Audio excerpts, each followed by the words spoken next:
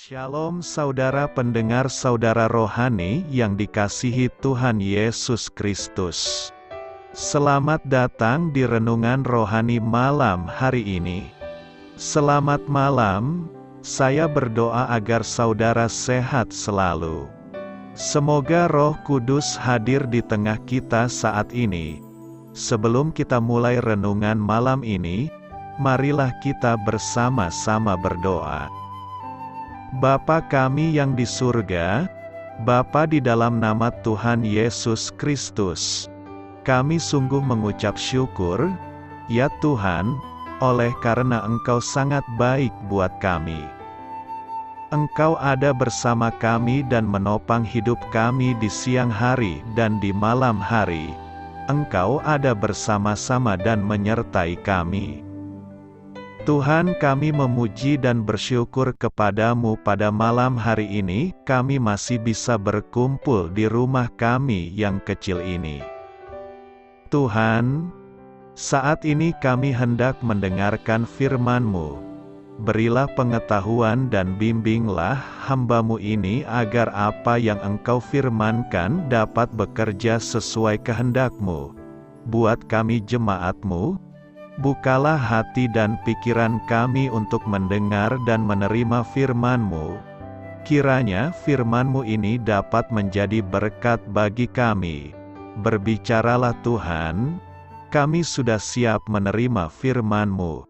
Di dalam nama Tuhan Yesus Kristus kami berdoa dan mengucap syukur. Amin. Sahabat saudara rohani, pembacaan ayat emas Alkitab renungan kita malam hari ini. Nats pilihan kita adalah, tetapi barang siapa yang bimbang, kalau ia makan, ia telah dihukum, karena ia tidak melakukannya berdasarkan iman, dan segala sesuatu yang tidak berdasarkan iman, adalah dosa. Tertulis dalam kitab Roma 14 ayat 23. Kata kunci renungan pada malam ini adalah, jika ragu, jangan. Dan bacaan kita pada malam ini terambil dari kitab Roma 14 ayat 14 sampai dengan ayat 23.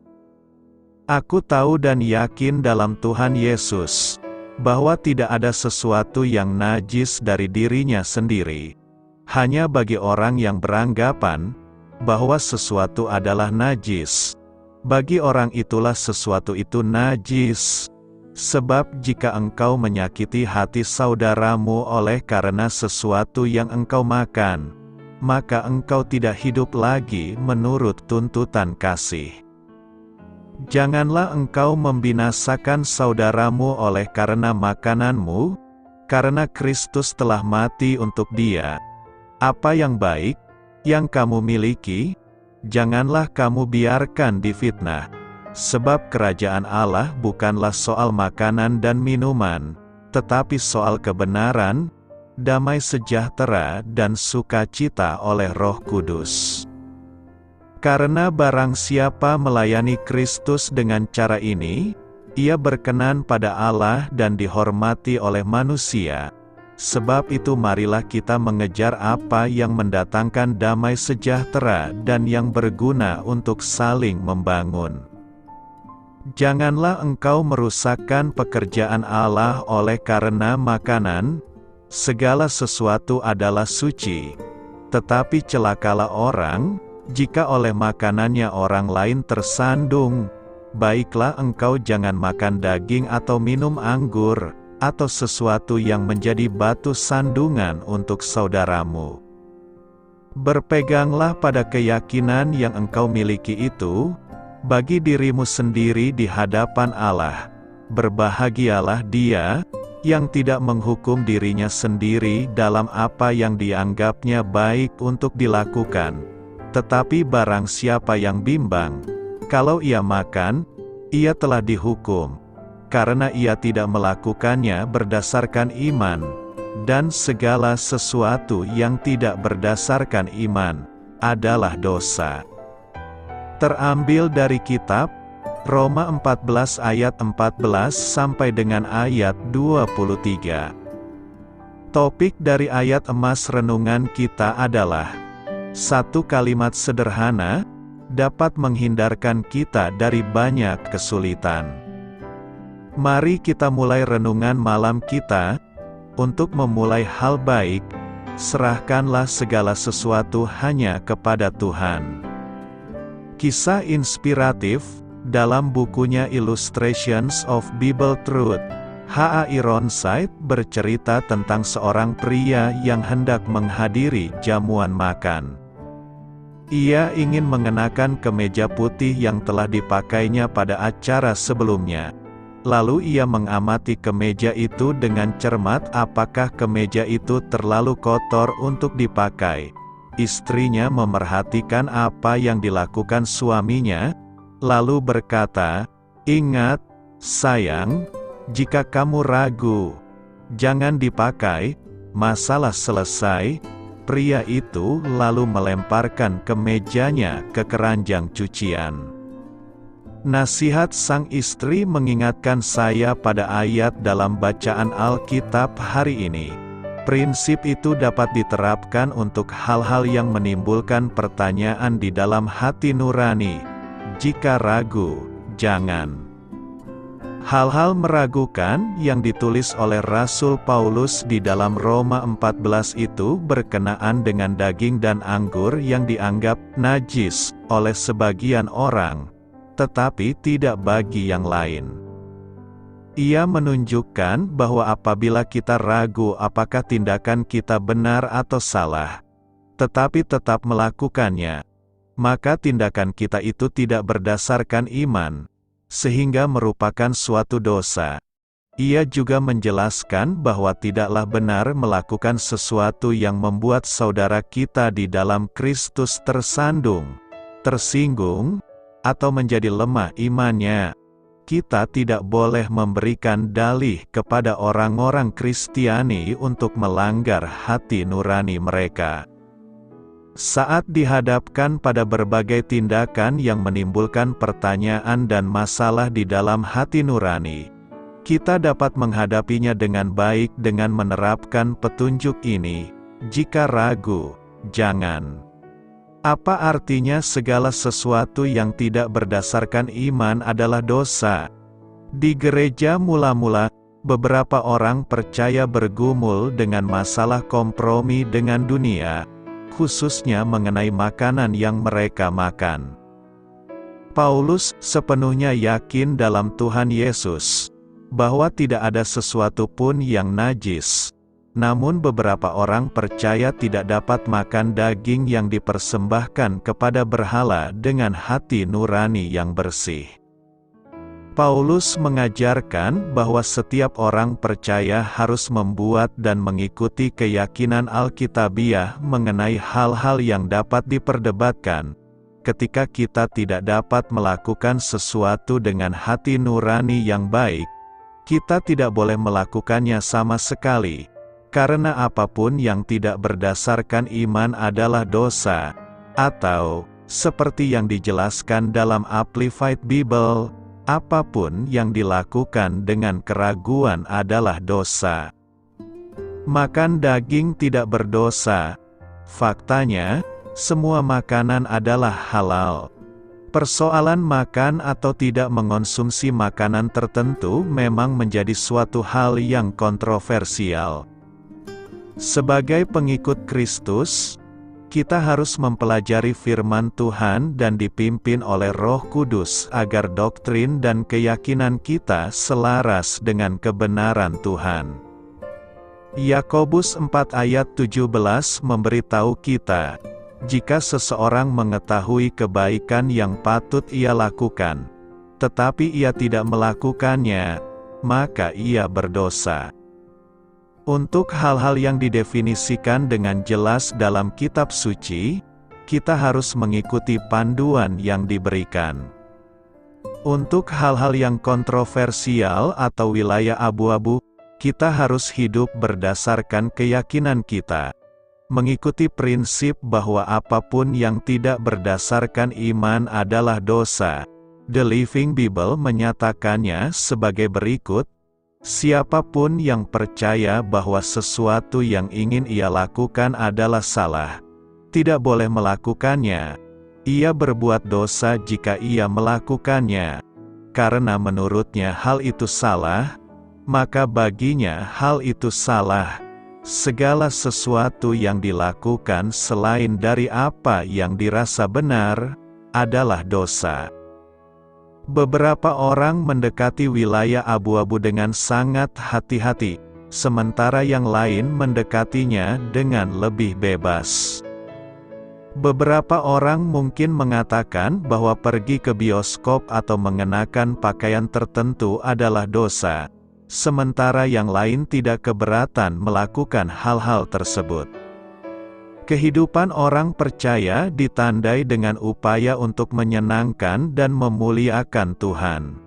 Roh Kudus juga tinggal di dalam diri orang percaya. Mengenai hal-hal yang diperdebatkan, apapun yang tidak berdasarkan iman adalah dosa. Artinya, jika hati nurani kita menimbulkan rasa bersalah, kita hendaknya menahan diri dari aktivitas tersebut. Tidak masalah jika orang lain mengatakan aktivitas tersebut diperbolehkan. Kita harus memilih untuk mengikuti keyakinan kita sendiri karena, siapa yang ragu-ragu, tercela jika makan, karena makannya tidak berdasarkan iman, dan segala sesuatu yang tidak timbul dari iman adalah dosa. Dengan kata lain, jika Anda tidak sepenuhnya yakin bahwa apa yang Anda lakukan itu baik, jangan lakukan itu. Jangan bertindak melawan hati nurani yang ragu. Karena apapun yang tidak berdasarkan iman adalah dosa. Tidak semua hal bermanfaat, meskipun hal-hal tersebut tidak berdosa. Dan orang-orang percaya hanya akan berusaha melakukan hal-hal yang berkenan kepada Allah dan membangun saudara-saudari mereka di dalam Kristus. Apapun yang tidak berdasarkan iman adalah dosa. Kolose 1 ayat 10 memberikan prinsip panduan yang baik. Hiduplah dalam kehidupan yang layak bagi Tuhan dan menyenangkan Dia dalam segala hal. Ketika suatu permasalahan muncul yang tidak dibahas secara spesifik dalam Alkitab, kita harus mempertimbangkan prinsip-prinsip Alkitab untuk membantu kita menentukan apakah hal tersebut akan menyenangkan Allah. Kita harus bertanya pada diri sendiri, apakah kita berusaha menyenangkan diri sendiri atau menyenangkan Tuhan?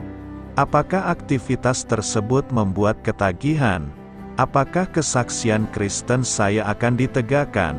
Akankah melakukan hal ini membangun saya dan orang lain pada kesalehan? Keyakinan kita harus dibentuk untuk menaati Kristus, dan kemudian kita tidak boleh menentangnya. Berbahagialah orang yang tidak menyalahkan dirinya sendiri karena apa yang diinginkannya. Kerajaan Allah bukan soal makanan dan minuman. Roma 14 ayat 17-18 berkata demikian. Sebab kerajaan Allah bukanlah soal makanan dan minuman, tetapi soal kebenaran, damai sejahtera dan sukacita oleh Roh Kudus. Karena barang siapa melayani Kristus dengan cara ini, ia berkenan pada Allah dan dihormati oleh manusia. Kerajaan Allah itu tidak mengurusi soal makan dan minuman saja. Kerajaan Allah bukan berbicara soal berkat jasmani saja. Kerajaan Allah itu bersifat rohani. Kerajaan Allah itu berbicara soal kebenaran, damai sejahtera dan sukacita. Ketiga berkat rohani tersebut diberikan oleh Roh Kudus kepada setiap orang yang percaya kepada Tuhan Yesus. Karena itu di dalam diri orang percaya seharusnya ada sukacita yang senantiasa terpancar dalam kehidupannya sehari-hari. Artinya, dalam kehidupan orang percaya harus menjauhkan diri dari sifat fitnah dan gosip. Tidak ada alasan bagi kita untuk tidak bersukacita. Mengapa? Dalam Lukas pasal 15 Tuhan Yesus berbicara tentang kerajaan Allah melalui perumpamaan-perumpamaan, domba yang hilang, dirham yang hilang dan juga anak yang hilang. Kita patut bersukacita karena kita sebelumnya adalah seperti domba yang sesat dan terhilang, tetapi sekarang telah dibawa kembali oleh gembala yang baik ke dalam kandangnya yang aman. Kita sebelumnya seperti dirham yang telah hilang, tetapi sekarang telah didapat kembali. Kita sebelumnya seperti anak yang terhilang, yang hampir saja mati kelaparan, kini telah kembali ke rumah Bapa yang berlimpah dengan kasih setia. Kita patut bersukacita karena dosa-dosa kita telah diampuninya, sakit penyakit kita disembuhkannya, dan kita yang dulunya berada dalam kegelapan kini telah dipindahkan ke dalam terangnya yang ajaib. Perdebatan soal kerajaan Allah masih kuat dalam kehidupan jemaat di Roma. Karenanya Paulus memberikan penjelasan yang mendalam soal kerajaan Allah itu. Makan dan minuman itu diperlukan dalam kehidupan sehari-hari. Tetapi Paulus melihat gejala yang tidak sehat di dalam jemaat Tuhan. Perihal makanan dan minuman masih menimbulkan kontroversial di kalangan jemaat. Sebab orang yang mau menjadi Kristen berasal dari berbagai latar belakang yang berbeda-beda, sehingga mereka yang terbiasa berpantang makanan tertentu masih melanjutkan tradisinya itu setelah menjadi Kristen. Paulus mengatakan bahwa tidak ada yang salah dan benar dalam hal ini. Yang terpenting adalah kasih. Bagaimana caranya supaya kita makan dan minum, ataupun melakukan hal-hal lainnya berdasarkan kasih, dan tidak menjadi batu sandungan bagi orang lain. Paulus hendak mengajak jemaat Roma agar tidak perlu berdebat sengit mengenai hal-hal yang sepele.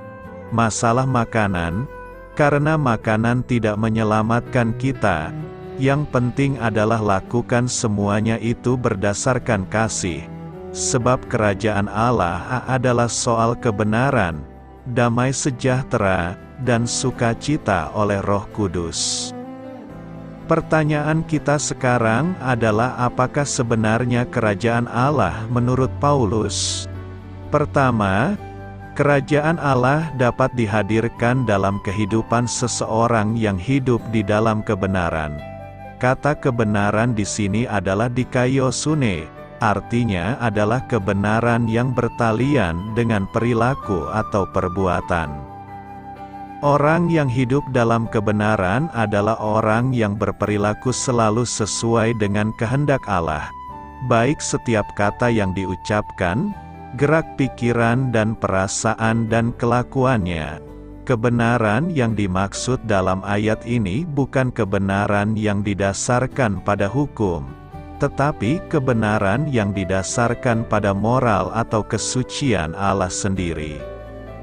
Karena Roh Kudus dimateraikan dalam kehidupan kita, maka Roh Kudus akan memampukan orang percaya untuk mencapai kehidupan yang berkenan di hadapan Tuhan. Kedua, orang yang hidup dalam kerajaan Allah adalah orang-orang yang memiliki damai sejahtera dan sukacita. Damai sejahtera dan sukacita oleh Roh Kudus menunjukkan suasana jiwa yang positif. Saat kita hidup dalam berpikiran positif, maka kehadiran Tuhan yang diwakili oleh Roh Kudus membuat segala tindakan kita menjadi baik. Ini bukan sesuatu yang bersifat mistis. Artinya bukan sesuatu yang dapat dirasakan tanpa pengertian. Seperti misalnya tiba-tiba dapat merasakan kebahagiaan tanpa ada alasan dan dasarnya. Tetapi damai sejahtera dan sukacita ini dibangun juga oleh pengertian-pengertian terhadap kebenaran firman Tuhan. pengertian-pengertian oleh kebenaran firman Tuhan dapat dimiliki seseorang oleh karena tuntunan Roh Kudus. Damai sejahtera dan sukacita di sini tidak bisa dipisahkan dari dua hal. Pertama, kehadiran Allah Bapa dan Tuhan Yesus yang diwakili oleh Roh Kudus. Dengan demikian, tidak mungkin seseorang bisa merasakan damai sejahtera dan sukacita oleh Roh Kudus tanpa persekutuan dengan Dia. Kedua, seseorang harus hidup dalam kesucian Tuhan dengan karakter yang baik sesuai dengan kehendak Allah. Tidak mungkin seseorang dapat menikmati damai sejahtera dan sukacita oleh Roh Kudus tanpa memiliki karakter yang baik sesuai dengan kesucian Allah. Dalam hal ini, sebenarnya yang menentukan apakah seseorang menikmati damai sejahtera dan sukacita oleh Roh Kudus adalah karakternya sendiri. Kalau damai sejahtera dan sukacita oleh dunia dapat dinikmati setiap orang tanpa syarat-syarat tertentu, tidak demikian dengan damai sejahtera dan sukacita oleh Roh Kudus. Terkait dengan hal ini Tuhan Yesus menyatakan, "Damai sejahtera kutinggalkan bagimu. Damai sejahtera-Ku kuberikan kepadamu, dan apa yang kuberikan tidak seperti yang diberikan oleh dunia kepadamu. Janganlah gelisah dan gentar hatimu." Pernyataan Tuhan Yesus di sini memuat satu maksud bahwa untuk menikmati damai sejahtera dan sukacita oleh Roh Kudus sangat bersyarat. Tidak seperti damai sejahtera dan sukacita oleh dunia. Hanya orang yang hidup dalam penurutan terhadap kehendak Allah yang dapat menikmati damai sejahtera dan sukacitanya. Karena itu, marilah wujudkan kerajaan Allah itu dalam hidup kita masing-masing. Hidup dan mati untuk Tuhan, Roma 14 ayat 8 berkata demikian. Sebab jika kita hidup untuk Tuhan. Dan jika kita mati untuk Tuhan. Jadi baik hidup atau mati, kita adalah milik Tuhan. Hidup dan mati adalah masa, sedangkan kepemilikan adalah kepastian. Jika kita sudah memastikan diri menjadi milik Tuhan, maka baik masa hidup maupun mati tetap miliki Tuhan. Tidak ada masa yang berbeda dalam kepemilikan. Tidak ada manusia ketika hidup milik Tuhan lantas setelah mati menjadi milik iblis. Demikian sebaliknya, tidak ada manusia yang semasa hidupnya milik iblis lalu tiba mati dia menjadi miliki Tuhan. Artinya, Tuhan tidak pernah memiliki manusia hanya setengah masa, tetapi Tuhan memiliki kita sepanjang masa. Dalam nas hari ini, kita akan belajar 3 hal, yakni: pertama, jika kita hiduplah untuk Tuhan. Banyak orang yang tidak memahami arti hidup ini. Mereka berpikir setelah mereka dilahirkan, lalu besar, dan bersekolah. Dan setelah selesai dalam pendidikan mereka bekerja mencari uang kemudian menikah sampai punya anak dan akhirnya menjadi tua lalu mati. Selesailah hidup ini.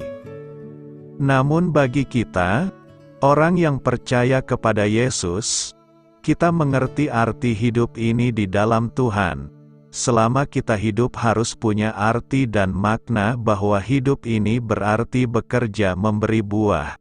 Kita sadar bahwa sebelum mengenal Tuhan Yesus kita adalah orang yang berdosa. Semua orang telah berbuat dosa dan telah kehilangan kemuliaan Allah. Tetapi bersyukur kepada Tuhan karena melalui pengorbanan Yesus Kristus kita menerima pengampunan dosa sehingga kita luput dari hukuman Allah. Oleh sebab itu, Selama Tuhan masih memberikan kita hidup, maka berikanlah yang terbaik untuk Tuhan dengan melayani Tuhan sungguh-sungguh sesuai dengan karunia yang Ia berikan kepada kita masing-masing. Daud berkata dalam Mazmur 116 ayat 12, "Bagaimanakah akan kubalas kepada Tuhan segala kebajikan-Nya kepadaku?" Seringkali kita selalu meminta kepada Tuhan. Tetapi sekarang biarlah kita juga belajar seperti Daud untuk membalas kebajikan Tuhan yang telah Ia nyatakan kepada kita. Inilah arti hidup bagi Tuhan. Kedua, jika kita mati, matilah bagi Tuhan. Karena jika kita hidup menurut segala perintah-Nya, maka kita akan hidup untuk Kristus. Bagi umat beriman, kita tidak hidup untuk diri kita sendiri, dan juga tidak mati untuk diri kita sendiri. Sebab jika kita hidup untuk Tuhan, dan jika kita mati untuk Tuhan. Maka dengan selalu tinggal di dalam Dia, tidak menjadi soal apakah kita hidup atau mati. Rasul Paulus mengatakan, "Karena bagiku hidup adalah Kristus dan mati adalah keuntungan, karena melalui kematian kita pergi untuk bertemu dengan Kristus dan diam bersama-sama dengan Dia. Pada saat itulah, kita akan melihat Dia dalam keadaannya yang sebenarnya." Maka dalam arti kehidupan kekal ini, maka dapat dikatakan, hari kematian lebih baik dari hari kelahiran. Ketiga, baik hidup atau mati kita adalah milik Tuhan. Hidup kita adalah milik Tuhan. Kita sudah tidak berhak lagi atas hidup kita. Artinya adalah apapun yang kita lakukan, apapun yang kita pikirkan, semua harus bagi kepentingan Tuhan dan kerajaan-Nya. Bahkan ketika kita berdoa, kita seharusnya tidak berdoa hanya untuk kepentingan diri kita sendiri. Tetapi mulailah belajar berdoa dengan sikap hati yang benar, yaitu dengan mendatangkan kerajaan Allah di dunia ini, melalui hidup kita, termasuk doa yang sedang kita naikkan, dan menjadikan kehendak-Nya dalam hidup kita. Dengan sikap yang benar dalam setiap aspek kehidupan kita, maka kita akan mampu menjadi milik-Nya dengan benar, dan kita akan dipantaskan untuk dapat memanggil Yesus Kristus dengan sebutan Tuhan kita. Karena itu, pastikanlah bahwa kita adalah milik Tuhan baik masa hidup maupun mati.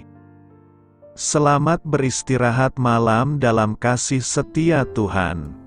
Doa saya menyertai saudara sekalian, mari bertumbuh dalam iman bersama saudara rohani. Saya memberkati Anda agar sewaktu Anda mencarinya dari Dia, Bapa Surgawi Anda akan memberikan bagi Anda roti harian Anda. Dalam nama Yesus Kristus, Tuhan yang berkuasa atas alam semesta dan menuntun kita kepada iman yang menyelamatkan, Tuhan Yesus menyertai senantiasa. Terima kasih sudah berkenan mendengarkan renungan malam saudara rohani. Tuhan memberkati. Amin.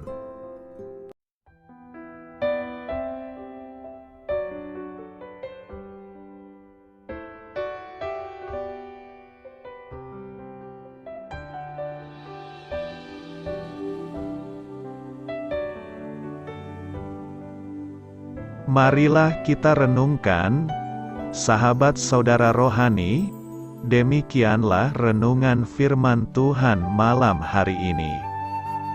Semoga menjadi berkat di dalam hidup kita dan menjadikan kita pribadi yang lebih baik. Sebelum kita beristirahat pada malam hari ini, marilah kita berdoa. Bapa kami yang di surga, Bapa di dalam nama Tuhan Yesus Kristus, kami sungguh mengucap syukur, ya Tuhan, oleh karena Engkau sangat baik buat kami. Engkau ada bersama kami dan menopang hidup kami di siang hari dan di malam hari. Engkau ada bersama-sama dan menyertai kami, ya Tuhan Yesus. Kami mengucap syukur untuk firman-Mu, ya Tuhan, yang memberikan kami kekuatan dan menyadarkan kami bahwa kami tidak perlu takut dengan gelap dan malam. Sebab Tuhan, Engkau ada bersama kami. Engkau melindungi kami dan menjadi perisai bagi kami hamba-Mu berdoa saat ini. Tuhan, untuk setiap pendengar renungan ini yang mengalami ketakutan, kecemasan, kegelisahan, pada situasi gelap dan malam hari di dalam nama Tuhan Yesus Kristus. Kuasa Tuhan melepaskan mereka dari segala ikatan roh-roh ketakutan yang mengikat mereka saat ini. Tuhan melepaskan setiap anak-anak-Mu dari segala rasa takut dan kecemasan. Di dalam nama Tuhan Yesus segala kuasa-kuasa roh jahat, kuasa setan iblis yang mengganggu anak-anak-Mu, ya Tuhan, tolong hancurkan dan halaukan dengan kuasa-Mu. Dalam nama Tuhan Yesus Kristus, berkati setiap kami anak-anak-Mu, ya Tuhan, dan lindungilah kami. Kami aman di dalam Engkau. Ya Tuhan, penuhilah setiap hati kami dengan keberanian, damai sejahtera, dan sukacita serta ketenangan yang dari Tuhan. Berkati kami di malam hari ini, saat kami tidur dan beristirahat. Kuasa-Mu, ya Tuhan, menaungi setiap kami, memberkati dan melindungi kami. Bangunkanlah kami kembali besok pagi dengan kekuatan yang baru, tubuh yang sehat diberkati Tuhan, dan berkat-berkat yang baru Tuhan sediakan bagi kami. Terima kasih, ya Tuhan, kami sungguh mengucap syukur untuk firman-Mu yang menguatkan kami. Dalam nama Tuhan Yesus Kristus Juru Selamat kami, Bapa kami yang baik, kami mengucap syukur dan berdoa haleluya. Amin.